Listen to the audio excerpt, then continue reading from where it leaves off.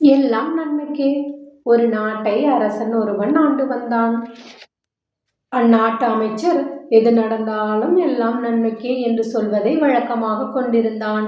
ஒரு நாள் இருவரும் பேசிக் கொண்டிருந்த போது அரசன் மாம்பழம் ஒன்றை கத்தியால் அறுத்தான்.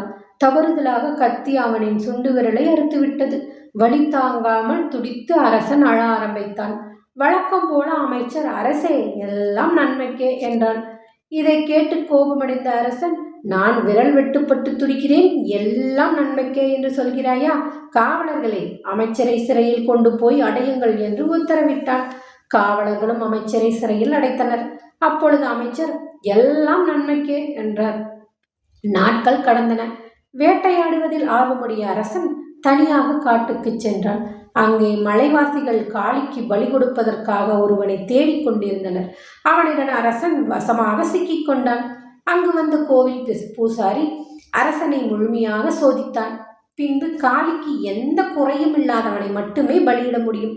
இவனோ சுண்டு விரல் பாதியாக உள்ளான், இவனை விட்டுவிடுங்கள் என்றான் அரசன். அரசன் அரண்மனைக்கு வந்ததும் உடனடியாக அமைச்சரை விடுவிக்க உத்தரவிட்டான். நடந்ததையெல்லாம் அமைச்சரிடம் சொன்னான் அரசன். சுண்டு விரல் வெட்டுப்பட்டதால் உயிர் பிழைத்தேன்.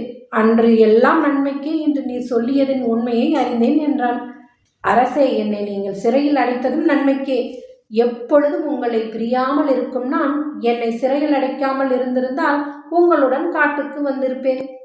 அந்த மலைவாசிகள் எந்த குறையும் இல்லாத என்னை அவர்கள் பலியிட்டிருப்பார்கள். நீங்கள் என்னை சிறையில் அடைத்திருந்ததால் நான் உயிர் பிழைத்தேன் என்றார் அமைச்சர்.